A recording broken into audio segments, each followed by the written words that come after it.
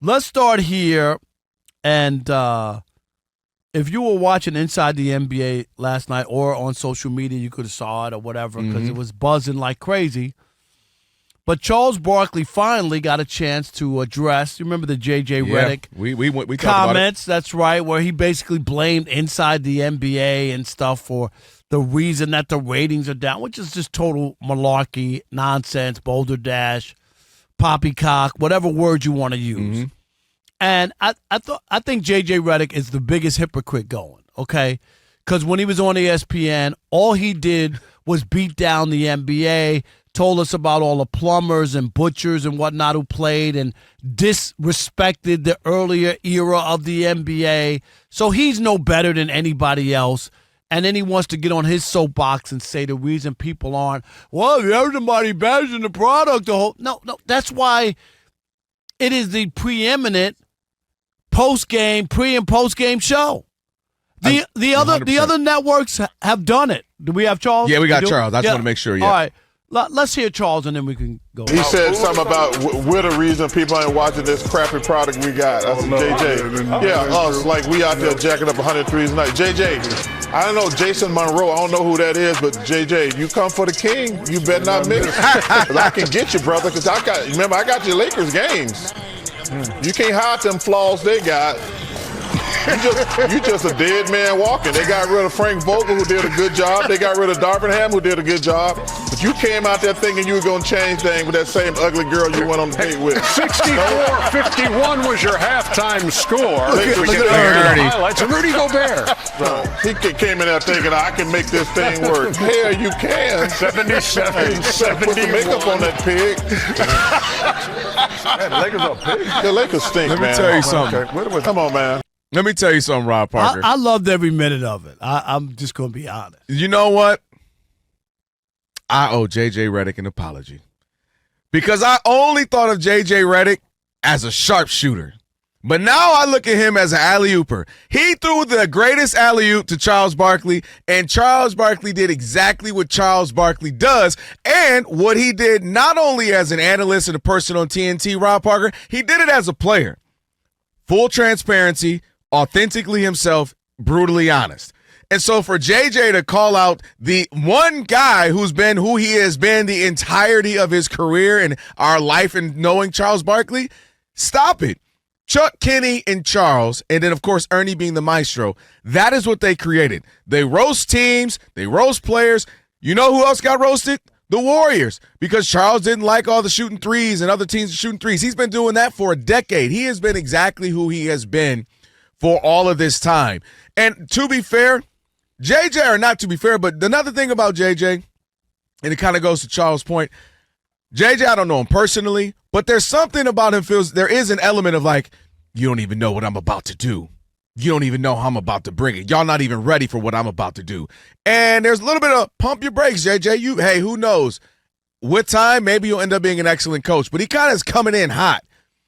He's coming in breaking clipboards and, and kind of, you don't even know how smart I am, and guys don't even understand. It's like, you got to slow your roll a little bit, Jay. They're calling out the media already. You 20, 40 games in.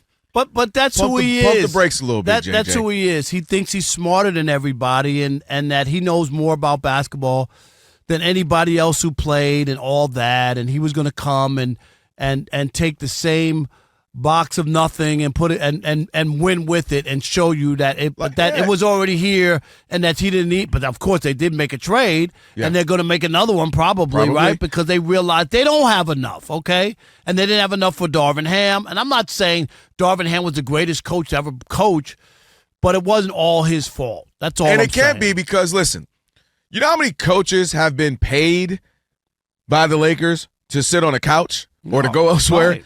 Darvin Ham, Mike Brown, Vogel, who am I missing? Byron Scott. Like, at a certain point, I mean, everybody can't be bad. Frank Vogel got to be sitting somewhere confused. Like, okay, came in, fixed things up, gave you guys an identity, a hard-nosed defensive team. Boom, we win a championship. You trade all my pieces or get rid of them or don't sign them. That made us a championship team. And then you're like, hey, I took all the ingredients but make that same dish. How am I supposed to do that? But the idea that it's just, if you look at it as a a whole, right? A whole piece of this puzzle. The media, sure, maybe it is a puzzle, a piece of the puzzle, but it is a bunch of other things. And I think what you're seeing is these analysts like Charles Barkley articulate what fans haven't been able to articulate, didn't either know how to say it or didn't have the capacity, the way to say it, right? I don't have a national platform. So what Charles is saying, and Kenny and Shaq, they're just echoing what a lot of people feel. Something's been off. Something isn't quite right, and something needs to change. Nobody's saying they're never going to watch the NBA again. It's the worst thing ever. They're just saying some tweaks and changes need to be made. But also, I mean, and then people say ESPN and other people have put on the over-the-top, everything's great NBA shows, and they haven't been successful because people have felt like they're not getting the full spectrum of honesty. No one's asking you to rip the league all the time, but when something is bad, I think fans want to be told that they're bad. When things are good, you could talk about the good. But to sit there and act like nothing's going on or that the ratings aren't down, it took Adam Silver a long time to even acknowledge that that there's a problem. And that's what happens with the ESPN has tried a million combinations. 25. Am I right? Like 25 different shows. Hey, and they brought on and we love them. They brought on Magic. Let's do this. Let's do that. Here's Wilbon. Here's let's get some NBA players. Let's talk about X's and O. No, nobody watches. The numbers aren't there. All right, so there is something. Kenny and Shaq and Ernie and Chuck, they got a chemistry, and Charles's honesty is what makes him must-see TV, and I get it. He doesn't watch all the games, and he's not. That's not what people are looking for. That's what Kenny's really there for. Kenny is the real analyst who's going to analyze and break down. That's why he's the one who runs to the board. Let me also say this, too. The idea that Charles Barkley has powerful influence over my mind. No, we all know Chuck don't necessarily watch all the games, and we also know Chuck likes to get on a little thing, like he hasn't liked the Lakers in the last 10, 12, 15 years. You know, he didn't like some of the team, the Warriors shooting. They're too small. They shoot too many threes. What do you think about this team? That's just Chuck. But let's stop acting like Chuck has mind control over the viewers and as if we can't distinguish ourselves. Hey, the product isn't necessarily as good. Something seems to be off. We love the game. That's why we watch it. We want it to be better. But Charles Barkley ain't influencing me like that. You get what I mean? Like he's giving people too much credit. Mind control over the viewer. Right. It's all bad, and I'm the reason why you think it's bad. It's the missed 75 threes that people watch. Like that. That's not what people want to see. It's the same exact scheme. High pick and rolls, shut for the three. Like when the heyday in whatever era you want to go with, there were differentiating things between teams. If I say Steve Nash and those Phoenix Suns, every last one of us knows what that team was, what it did. You know, if I go to that Detroit basketball team, sorry, Rob G, you know what they were about. Like you had teams and you knew what they were, their style, what they do. That's a part of what's missing. It's not Charles playing Jedi mind tricks on me to make me think that.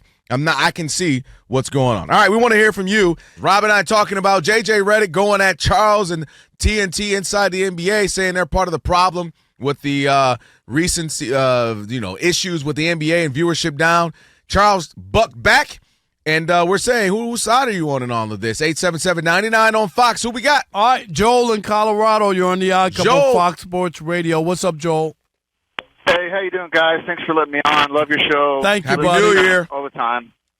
Hey, I'm siding with Charles on this one. I'm a little bit older, but I think it's like number one, I think the way we watch basketball has changed starting with college. You know, it used to be guys would go to college even back in the day, even guys like Charles and Jordan and, you know, people that we latch onto were started off in college. They were there. All this like one and done thing. Right. I think that's part of it. The other thing I think is what you were talking about earlier about how there's no identity anymore. Like I grew up, I was a big Reggie Miller fan in Indiana. Right. I was a big Pacers fan in Reggie. Like you said, you knew what the Pistons were. You knew what the Pacers were. You knew what the Bulls were. 100%. I knew it. Joel, it's everybody's doing the same thing, which is just launching up threes. Appreciate the call. Yeah, what about Chili Tim in Atlanta? You're on the Odd Couple Fox Sports Radio. What's Chili up? Tim. What up, guys? How you guys doing? How are New you? Year. Happy New Year. Happy New Year to you guys, man. I think that, first of all, let me just say this. JJ Redick, he's a Duke dorky. If you think about all those guys from Duke, they're just dorks. They've always been that way. So Except Grant Hill. Grant, don't do Grant like Don't that. do Grant Hill like that. Okay, except for Grant. Grant is the only one, right? But here's the thing I was thinking about too. Like the NBA, it's like a cumulative effect. Like this just didn't start. It started back when they had the load management. Fans would go to games, or you had these national televised games. People wouldn't play, and then you went to the All-Star game. And then now you got this. So it's been like a cumulative effect that they've been ignoring for years now, and now it's all coming home. You can't cure what you want to acknowledge. So this problem is they've been having problems for years. And Tim, that's spot on. Because we just talked about it. The commissioner has just acknowledged it, even though people were belly aching about the load management. I told you before, I spent $2,000 on 4 tickets. Yeah. Exactly. And it was like a hit or miss on who was playing in the game and stuff. Tim, thanks for the call. How about Andre in Massachusetts? You're on the Odd Couple, Fox Sports Radio. What's up, Dre? Hey, what's going on? Happy Friday. I got no problem with Charles Barkley setting the record straight and giving the rookie there, JJ Redick, a little bit of tough love. Fact of the matter is, JJ, I don't mind his cerebral approach to things, and very precise and calculating and frankly snarkish in terms of how he goes. That's who he is. That's who he was as a broadcaster, analyst. He obviously has the Duke background. But the bottom line is, it's about wins and losses. Okay, that's what allows you to have that personality. And he hasn't been successful as a first-year coach. And there's a lot of background in terms of when guys get these opportunities ahead of schedule, i.e. Steve Nash, right, who was propped up by Ime Udoka and Mike D'Antoni and Jacques Vaughn on his propping these guys up who are clearly not ready. It's not the move. So Charles this is 1,000% correct because JJ Redick, he needs to establish himself first as a coach. That's his competency before you can be this outsized personality, right? We accept it from Deion. But Deion's been winning. Okay, and Deion was a Hall of Famer beforehand, and he cut his teeth at Jackson State. So no problem with what Charles did. JJ, win some games, and then we'll have more of an ear. Right, that's the thing. Right Big now, coach, win some attention, games. Stop with all the other stuff. I'm shocked he's spending time going at the. You're not podcast JJ Redick anymore. You're coaching. Go focus on the squad. All right.